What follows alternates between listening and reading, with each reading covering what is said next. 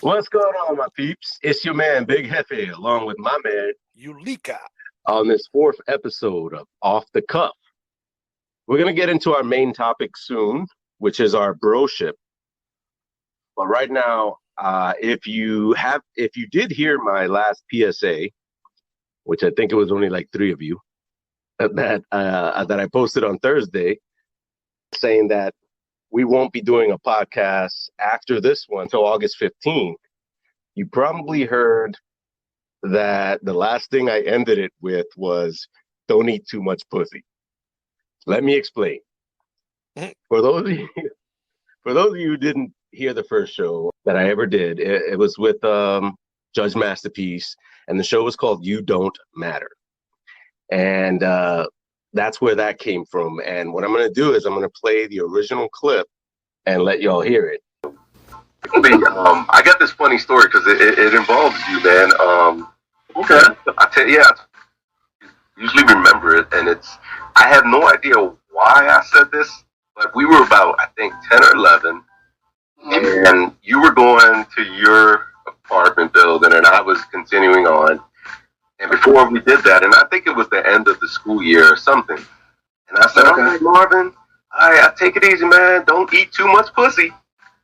Do you remember that at all? Because you probably don't, but I do not. I do not remember that at all. I'm kind of embarrassed to even admit that to you, man.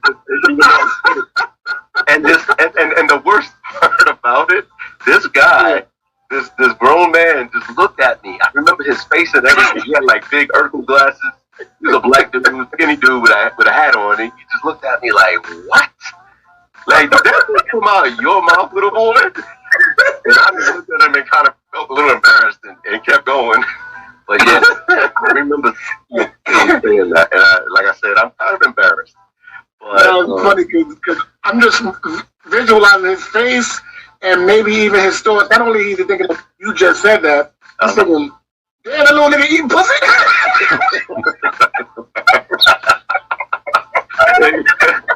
True that, man. Damn, I don't even know. I don't even know where I got that from because I was not eating. I was not eating pussy at that age. I can say. And with that, I'm going to move on to notable deaths. You know, Ulika's favorite subject. Jesus Christ. So, but seriously, this week hits home because one of the notable deaths is my Aunt Frances, who passed away this Monday, July 27th. Frances came into my extended family about 45 years ago, and so I was a baby. She and my uncle Roger, who lived in the Bronx together, were together for that time through thick and thin. They had four children together, and which I love very much, all of them. We played together a lot as kids in the Bronx, and I still keep in touch every so often through social media. I'd like to take a pause for my Aunt Frances for a few seconds to pay respects to her, maybe just about 10 seconds.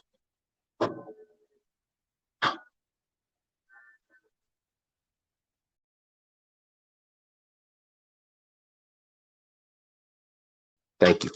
May she rest in peace.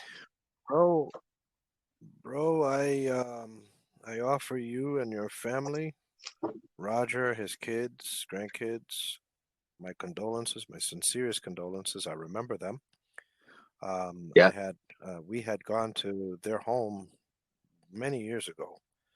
We showed up there. I remember she was very worried about me eating and fed me pernil. Yep.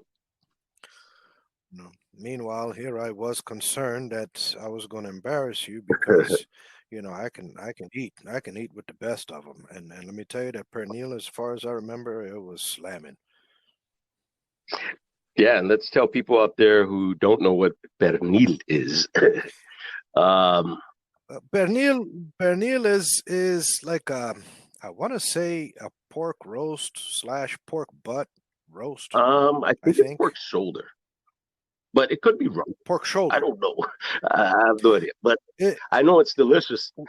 the common denominator Mhm. pork. Now, what cut of that pork, we have no idea. We would have We to just know look that it's up. I know, delicious, it's a shame on me, man. But and it's usually roasted yes, delicious. or baked, Yes, grilled, and it's just so yeah, delicious, man. yeah. It's tender, it's soft, it's juicy. She was Dominican, and Dominicans and Puerto Ricans, we like to cook that stuff. So, I mean, really good stuff. So, but I appreciate it, bro. Your condolences, and my condolences and prayers go out to my uncle Roger and my cousins, who I love them dearly, and I'm praying for them at this time. This is a tough time for them. My uncle being with her for 45 years, bro, that's a long time. Also of note, former presidential candidate Herman Cain passed away July 30th. He'd been battling COVID-19, and unfortunately it took over. May he rest in peace. And also, this past Saturday, found out Wilford Brimley died as well. He was an iconic actor who was the face of Quaker Oats for years. He died of, he was a spokesperson for diabetes education. And do you remember that guy, bro? He used to say, diabetes. No? The He had a big saying, mustache. yes, but I can't quite remember the guy's face. And then you mentioned Quaker Oats, and I'm thinking, wait a minute, didn't they put George Washington on that box, or someone that looks like him? Yeah, but I think he was the face, not the face on the box or anything, but I think he was like in commercials for it a lot or something. Anyways, he died Saturday morning at his home in Utah, and TMZ reported it and says that people with direct knowledge of Wilford's health tell him that he was in the ICU wing of a hospital on dialysis, and he was very sick for a lot of days. So rest in peace, Mr. Brimley. And that does it for death. I'll move on because it's kind of, creepy for people, right? Well, I do have a question regarding your deaths thing. I've been thinking about it, since you bring it up all the time. I'm like, okay, you never mentioned, that old lady from the old Wendy's commercials. Where's the beef? Actually, I think that wasn't Wendy's commercials. That was Roy Rogers, wasn't it? Where's the beef? No, that was Wendy's, I believe. Was it? I'll have to look that up too. But yeah, I think it was Wendy's. Yeah. That little lady, I think she passed away as well. She was old back then. So I don't suppose she's 150 or anything like that, sitting around in a rocking chair. Where's the beef? Yeah, she was funny. Where's the beef? Yeah. And you know what, man? I'd still love to do another 80s one.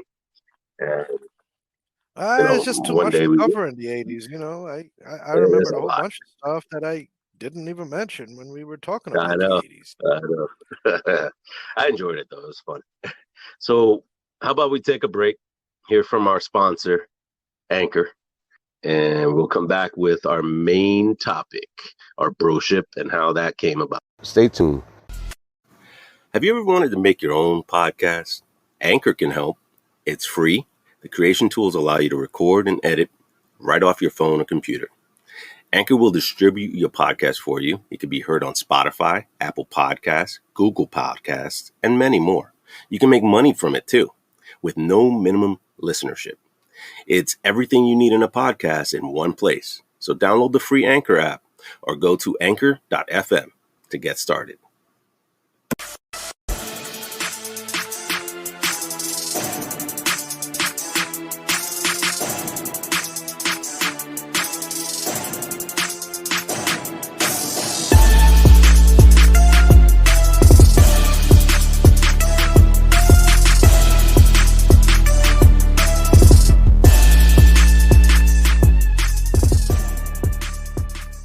All right, we're back. Let's get into our meat and potatoes of the show. And it's basically how we met and how our broship came about. Do you want to go first, bro? Or what I was gonna do was basically tell them a little bit about myself individually, and you can tell your side like maybe a year before we met, so they can see what type of kids we were. And so basically, here we go. We're gonna take a trip down memory lane into our broship, and we also, by the way, we coined that term broship back then to describe our friendship, right? And along with that was Anchor Brothers. Remember that? And Yes, that's a whole other story in itself. yeah, yeah. And ironically and fittingly, some odd years later, we end up doing a podcast on an app called Anchor. Anchor. Yeah. Crazy how life works, man. And now a lot of people I know the legend of Ulika and I as a package deal. And they've heard some of these stories. But like I said, we're going to I'm going to tell you a little bit about me, like a year before I met Ulika. And then, you can go ahead and do your thing. Let's go for it. All right, let's do it that way.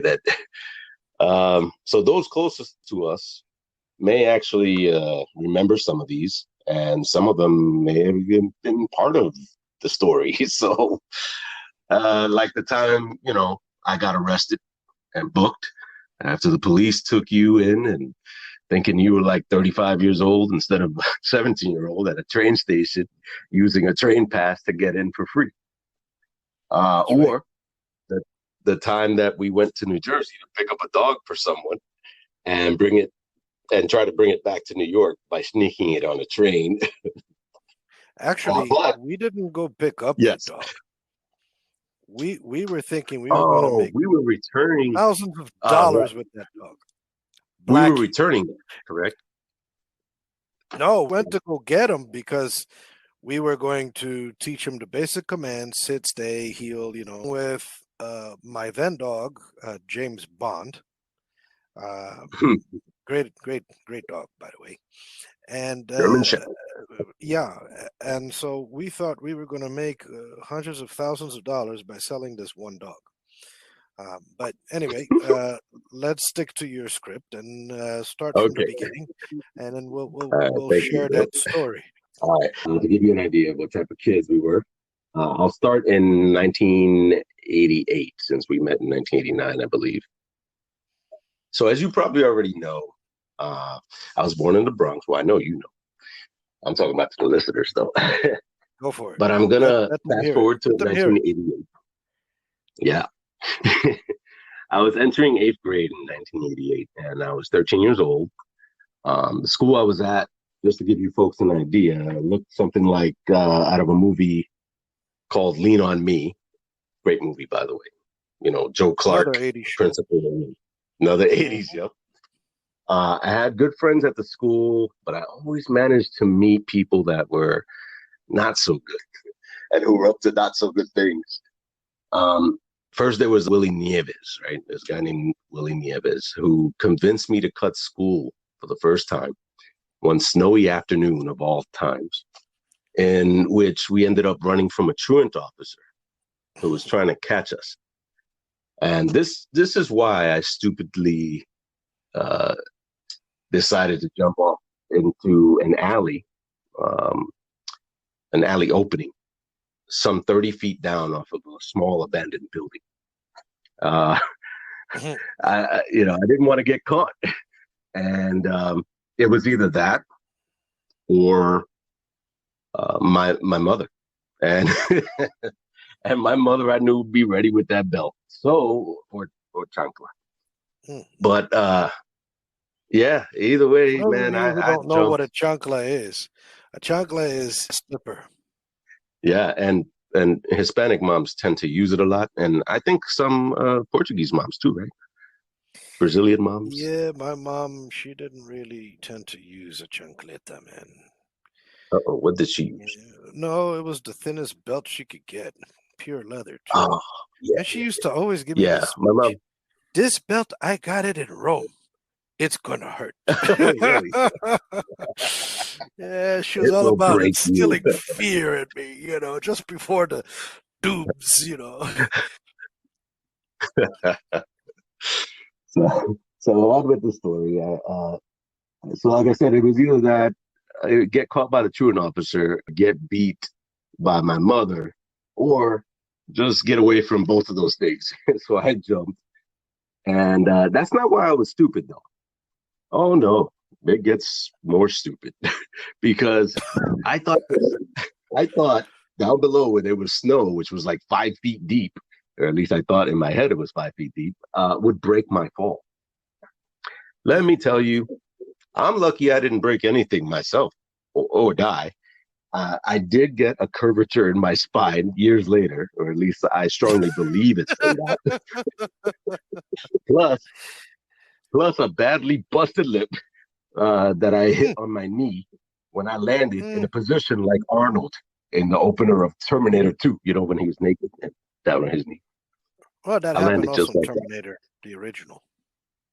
Oh, okay. Yeah. Well, you get the point. And during my time there, also met a guy named, I don't remember his name actually, but who cares? This guy was scary.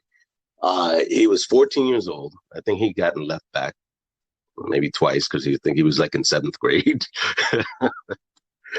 And he showed me a trick he learned in juvenile detention, right?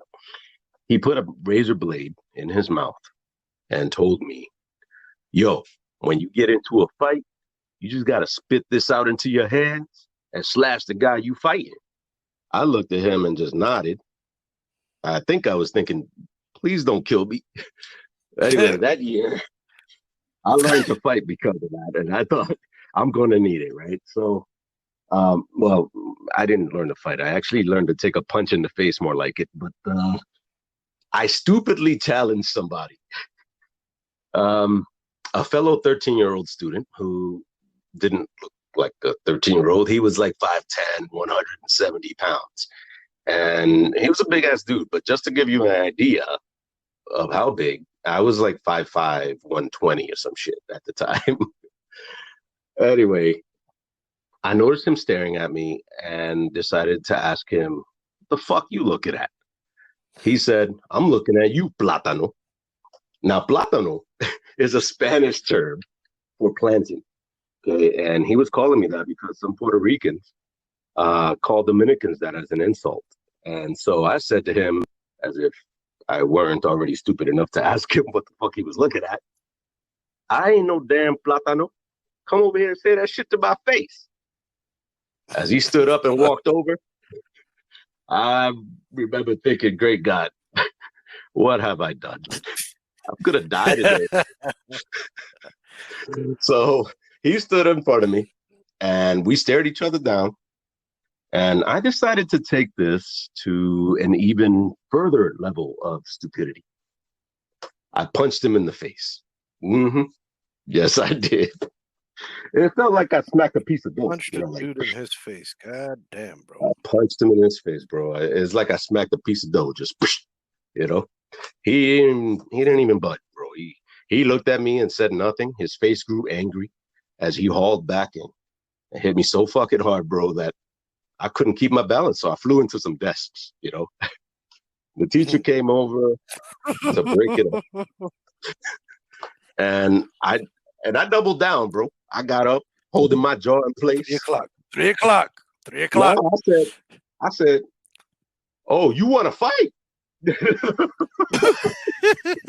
So stupid, right? I mean, come on, we're already in a fight. I got a question for you. Yeah. Not to cut off your flow, but do you remember if part of the reason, if not the main reasons, that you had for saying so much shit to this guy was because everybody's eyes were on you? Yes, actually, I think so, because I remember actually people, especially when I said, what the fuck you looking at, they were like, huh? Oh, this gonna be good. This guy gonna get his ass whooped. And And it happened, man. I mean, well, thankfully the teacher, like I said, broke it up, and we both got suspended for a week from school. But I think I earned his respect as well as other students because, when you stand up to somebody like that, in those kind of schools, it actually works in your favor. So when I came back to school, the other students started chanting, Rocky, Rocky, Rocky. And maybe that reaction. Pissed, huh? Well, actually, like I said, I think, I look over at him. He was fine. He didn't have any beef with me after that, bro. Matter of fact, we didn't become best of buddies, but I think we, said what's up to each other every once in a while after that. So I don't know, bro. If it were me in that situation, I'd probably be paranoid. Why is he being so nice to me? Why does he look like he doesn't have any problem with me? He's gonna come back and get me later. I know it. I better take the long way home. Well, yeah, that's true. But in this school, there was a lot more to worry about.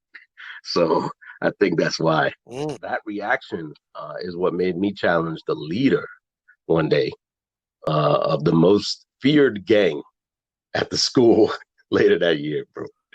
In my defense, though, he was picking on other students so bad in our class, man. He was swatting notebooks off our desks and calling us names. And, I just couldn't take it anymore, man. So I just blurted out, bro. I looked at him. First, I looked at him and, would have looked like, daring him to knock my notebook off my desk too, And he did. But I yelled out, bro. I just blurted it out. I said, 3 o'clock. So that's the 3 o'clock story you were looking for. And this girl. 3 o'clock used to be a thing of the 80s, bro. Yeah, for sure. For sure. There's a movie about it. It was called 3 o'clock. Yep, 3 o'clock high or some shit. Similar story, actually. Similar story to yours, which is, I guess, what made it interesting because I think it was almost all exactly of us like at some point growing up in the 80s have gone through that 3 o'clock bullshit. Yeah. Yeah, especially if you, grew up in New York, Detroit, Chicago, something like that. So this black girl named Tarika, I can't quite remember. She looked at me with a surprised look on her face and said, "Do you know what you just did?" That's Damien. I was like, oh. And I didn't say it out loud, but after I virtually shit my pants at the sound of that name, I thought to myself, I think I agreed to just get murdered at 3 o'clock today, didn't I? So, but it all ended well. Admittedly, with shame in my game. While we were sitting in our last class of the day, he was in it, and I kept looking at the clock as it approached 3 o'clock and sweating with each tick of the second hand. I looked over at Damien and mouthed the word, "Sorry." He made this motherfucker please face and waved his hand, like you do when you don't want to pay attention to something or something is not important. Fly away. Yeah, motherfucker, please. I wasn't sure if that meant, forget about it or I'm going to fuck you up anyway. So before I knew it, bro. So what happened? 3 o'clock came. 3 o'clock showed up, and 3 o'clock. What happened? Scary. And what I did was I cracked the door open in the back door of the school. I looked both ways as if I were crossing the street, bro, and I didn't see anybody. So I ran home as fast as I could. I graduated in one piece from that school, bro, in June of 1989. And in September of that year, I was introduced to the High School of Teaching. And, for those of you who don't know, again, it's a school made to teach teens how to teach others and hopefully become teachers themselves one day. The school's in Manhattan, and I gladly agreed to travel to and from the Bronx an hour away or so, just so I wouldn't have to go to any Bronx high schools. First day of the family group, I see this guy walk in with a Hawaiian-themed kind of silky shirt, khaki shorts, I think, and Jesus sandals on. That's what I call them, Jesus sandals. I think they were like open-toed sandals or some shit. Or you could have had Vans on. I don't know. But the shirt was undone, to reveal some chest hairs. And I thought, I still wear who my the, shirts that way. who the fuck is this guy? He introduced himself as Ulika Jesus from Cape Verde. A year later, we started hanging out, and so began our broship adventures together. And that was it. That's how I met you. Well, Your for turn. me, I didn't have such aspirations as to become Rocky Balboa. But yeah, I going back to the 8th grade, 1988-ish. I used to live, as we've mentioned in a different episode or two, on Roosevelt Island, which is an island in the middle of the East River, right between Right. Midtown Manhattan and Queens. And I've mentioned before that we have the tramway that goes into Manhattan, and there's an anchor or a foot of the Queensboro Bridge that sits right on Roosevelt Island. Anyway, it was a very Mhm. close community, and I went to school most of my life there, so um, we pretty much all knew everyone. We kind of all grew up together, and if we didn't go to the same school, um, which was PS 217 or IS 217, M for Manhattan. We had Mhm. at some point or another we all played together. You know, Right. of course, as you get older,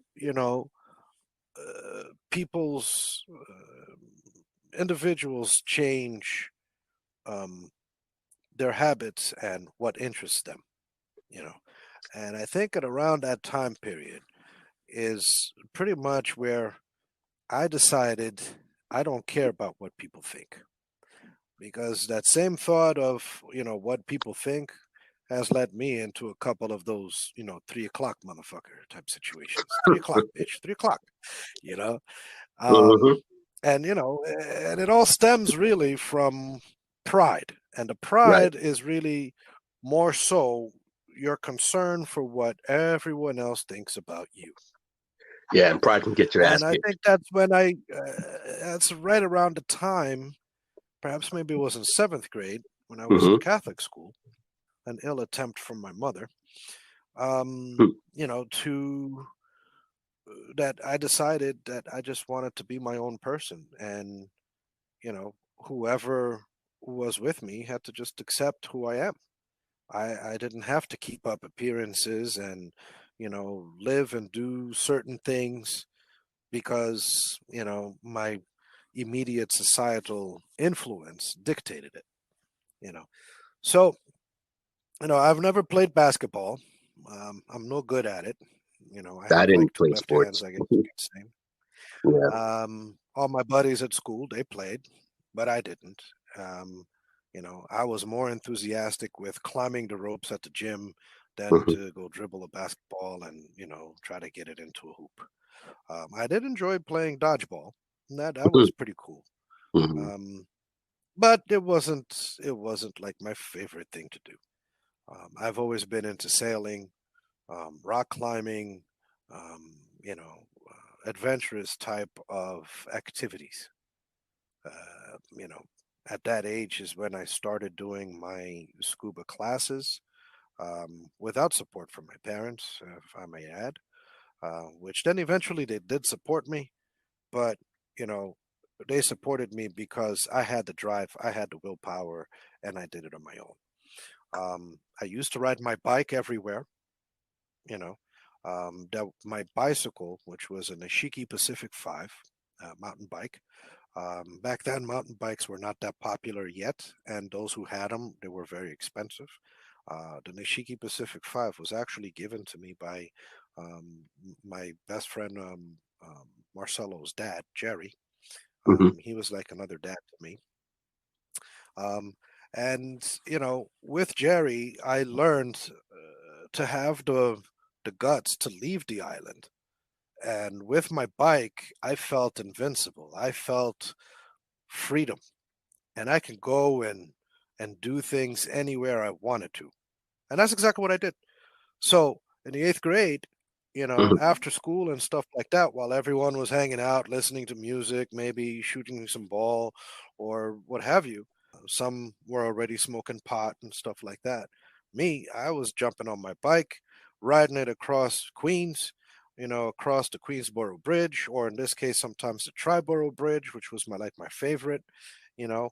And to me, it was more exciting to see if I can get a little bit more speed, if I can make my time from Roosevelt Island across into Queens, up 21st Street, onto the Triborough Bridge, and all the way onto Manhattan, and down Broadway and Fifth Avenue, all the way to 23rd Street. If I can just beat it by 2 minutes. And then when I beat it by 2 minutes, 1 more minute, 5 more minutes. That was my whole thing. Yeah, challenge. And in these little challenge adventure things, I came across on 23rd Street and Broadway, 23rd Broadway and Fifth Avenue. They kind of all crisscross, right? A store known as or called Scuba Network. And Scuba Network, that's how you got into scuba. But scuba diving. That's how I got into scuba. Cool. I was also like into the military and military stuff. And there was a store pretty much across the street. And now this is on Fifth Avenue on 19th Street. Right? It was like an Army Navy store when they used to be around. Those were very popular back then. And so I used to go there to get books, to get sweaters, fatigues, pants, shirts, etc. And that's when I noticed the Scuba Network. So I stopped on in there because, that stuff appeals to me. So I started doing a class with them, I started doing a class with them. My parents said, no way, how, that's dangerous, blah, blah, blah, blah, blah, blah. Right. But I would just go and hang out and kind of like daydream by looking at the equipment. I was really into it. I wanted to know more, so I would touch it, feel it, smell it, twist it, flip it, try rub it down. Oh, look at this one versus that other one. Like let's say a pair of fins, for example. Okay, what's the difference between this one and that one? Ask questions, find out more. Feel the flexibility of it. And then one day, all the staff were kind of busy, and they got to know me. They say, "Hey, Ulika, how are you, man?" I was a young kid, and they could see that I was interested in it, and they had no quarrels with me coming in and hanging out and touching stuff and reading, because I couldn't afford the book either, so I would sit there and read the book, and I would ask questions whenever they had time to answer them, but they never gave me any issues, no hassles or anything, so. Eventually there was a moment where, one of the patrons, the customers, they came in and they had questions. It was about the goggles, the face masks. They call them face masks.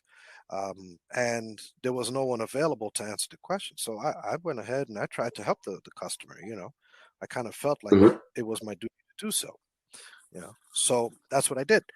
And, I explained to the customer the different types of lenses, the different types of material that will create the seal on your face versus silicone, tempered glass versus non-tempered glass, all kinds of stuff. Thermal resin versus, a plastic molding. And so these guys, what they did was they allowed me to keep coming in, and they would give me theoretical instruction, if you will, based on the book. Now, they actually gave me a book because I helped out with the customers, and the customers felt comfortable. And then, of course, they spent, over $1,500, by my recommendations. And, they're like, yeah, okay, we'll give you this book for $22. So that's kind of like how I took off with scuba diving. And that's how I used to occupy my time. Now, aside from being adventurous, I used to also hang out at Radio Shack. Now, that was another one of my favorite spots. Yeah, Radio you were Shack. big into that. I got my first computer electronics. Yes, the Tandy 1000EX, which by the way, Yep. Which, by the way, Tom called me on the other day, and he said, "Do you still have that Tandy 1000? I said, no, I sold it to Jeff, and hopefully he still has it. And, they're paying like $3,500 for that computer now. Damn. If I knew that, I would have still had it, but I don't think I have it. Anyway, yeah. Man. Yeah. So, Radio Shack, Network, Army Navy stores, that was my stores. That was my thing. That's how I used to spend my time. And then, of course, I had my handful of friends that, would indulge with me on, going biking, from Roosevelt Island into Queens, across the Triborough Bridge, where basically where the walkway on the Triborough Bridge, it ends on that island where they have that they call it the insane asylum. I forgot the name of that island over there. It's north of Roosevelt. It's like across from like 103rd, 105th Street, Harlem, or Spanish Harlem rather. I can't remember the name of it, but when I do, I'll bring it up. It might not be on this show. It might be 10 shows later, but I'll say, oh, that's the name of the island. So you guys better stay tuned.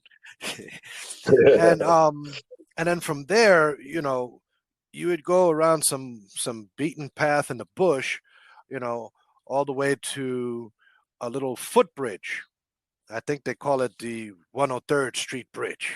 103rd, right? That's how they talk in New York, 103rd. Yeah, 103rd. It's basically a little footbridge that a lot of people walk over on the East River to that island, which ends up on the FDR Drive. So from there, I would get on 2nd Avenue.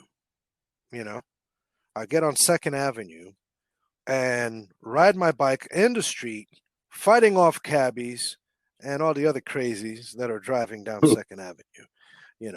And I was fast, and I never wanted to stop my rhythm or anything. Yeah. Wow. So so a lot of my friends used to do that with me. Not a lot of them, but I only had like maybe 2 or 3 friends. Wendy Bonesteel was one of them. She used to go with me all the time. Your sister was pretty right then. You had like 1 or 2 friends. No, okay, I had friends. Compared to my sister, I was a popular guy in school. Okay, my sister wasn't popular. I was popular, But I'm saying, well, she was there, as you go through life, you only have but maybe a handful that you could ever say that they were your friends or are your friends. Truly your friends. Yes. And that I definitely. I hung out with a lot of people, and I know a shitload of people, but those that would hang out with me and do stuff like, Stefan Rogers, he was one of them, and he's another one that, we catch up when we start talking, we just blabber away too, and he used to do this shit with me. Now he was into bodybuilding, stuff like that. Now, remember we used to do those push-ups on the train, like competing with each other. Yeah. He was with us at that time. But they're like 50 each or more than That's right. So Stefan and I used to work out all the time. Now, Stefan didn't know how to swim, but, I've always been, geared more towards the ocean and stuff. So I used to go swimming all the time, and, he used to come and join me. So he kind of learned to swim by fucking around with me in the swimming pool. And I learned how to lift weights and exercise properly through him, Cool. And so, he was more of a strength building type of guy. So he liked to lift weights. He was very good at it. In fact, not too long ago, we reunited on Facebook, and he looks like a miniature version of Schwarzenegger. Wow. He used to have Schwarzenegger posters all over. Plus, his biological dad was also a bodybuilder too. So I guess it might be in his genes. Yeah. So where does Big Jefe come in all this when he was little Jefe? Well, I was just telling you about 8th grade. Oh, well, come on. Let's get to high school. All right. So let's graduate my kids. The summer between 8th and 9th grade, I did go off to Cape Verde, And in Cape Mhm. Verde, it was a great experience as well. Um, that's where I learned to speak Creole. My parents had always spoken Creole to me and my family as well, but I never really spoke back with them. Apparently, Uh, I had spoken a different variation of Creole from a different island when I was 5. I picked it up rather quick. Again, I okay. picked up Creole rather quick, also in Cape Verde within 2 weeks. I just, again, not worried about what people think or how much fun people make of me. I tried and I learned it, Right. you know. Right. Okay. And so that summer was a great summer. I spent it with my cousins, my aunt Filomena's kids, um, and her then husband, Tune. She was in Portugal actually getting spine surgery, so she wasn't there. And my uncle Nay, Tune, he worked on a ship going between islands. So, you know, Monday through Saturday, he was gone. So that just left me and my 3 cousins. The oldest Mhm. one was Paulinho. He was 16. I was 14. My cousin Vuka was 13. And then my cousin Zé was 10. You know, yeah, we had like a maid, a young lady that they paid to come and clean the house and maintain and stuff like that. She would come in the morning, make sure that the house wasn't falling apart, make sure that we had, you know, um, dinner or lunch cooked, you know, and then she would leave, you know, Hmm. and we were up to our Wow. own tricks there. Mhm. And so that summer, I had traveled with my uncle also on the ship, from one island to another island. Cape Verde is an archipelago of 10 islands. So I got a chance to travel a few of Wow. those islands, not all of them. And I Mhm. had a blast doing it. It's a great lifestyle. Everything is Nice. like calm. You know, it's not in a rush. It's basically, I Yeah. No, guess you no, can call it island life. I guess it's you no can say. wonder. It's no wonder when you came to that classroom, you looked like a guy who was like so relaxed, Nonchalant. Exactly, man. nonchalant. Exactly. Yeah, yeah, You man. were like, nothing's So, wrong. No worries, man. Yeah, I think so, everybody picked up on that vibe too. so I And that came. actually, believe it or not, I think that actually helped us all in that Really? family group. Yeah, Hmm. I think it, you and Erica de Jesus, because you guys kind of brought people out of their shell a little bit more, I think. And Frank kind of did too, Frank because he was a LaForge. Yes. trip. Yeah, He he was wanted a to trip. be president back then. Yeah. Hmm. So, bro, I know you have a lot more to say, but we're gonna go ahead and take a break and come back with some shout outs, okay? Well, And wrap uh, this up. we're going to wrap this up. I'm not even done yet. God damn, Oh, I bro. know. What the hell you I doing know. to me? Shit. Well, then we got to have to make a part two. Oh, of Now course. here, Well, listen here, my peeps. I'm the type that when I get into a story, I really get into a story, and Broman here is cutting me short because the last 2 episodes it started off with an hour and a half, then the last episode that we did was 2 hours long, and now he's like, no man, we got to keep it down to an hour. You know, after he spoke for like 49 minutes, I did not. did too. Oh, man. All right. Well, I'm sorry. Well, We're can going to you go just into this okay? break. Can we take We're a going to break? go ahead and take this break. And then when we All come right. back, after a word from our sponsor, I always want to say that. When we come back, we're not going to wrap this up. I'm going to talk for another 5 minutes. All right. Well, I'll give you 5 minutes now, and then we'll do shout outs. No, no, no, no. Like you said. Actually, before we do the shout outs, whatever happened to the movies? Mhm. Well, I figured, we'd do that next time. Or, Well, now I you know, have something to add. You want to do it next time? Shit. Well, go ahead. Let's take this break. all right, break time. Stay tuned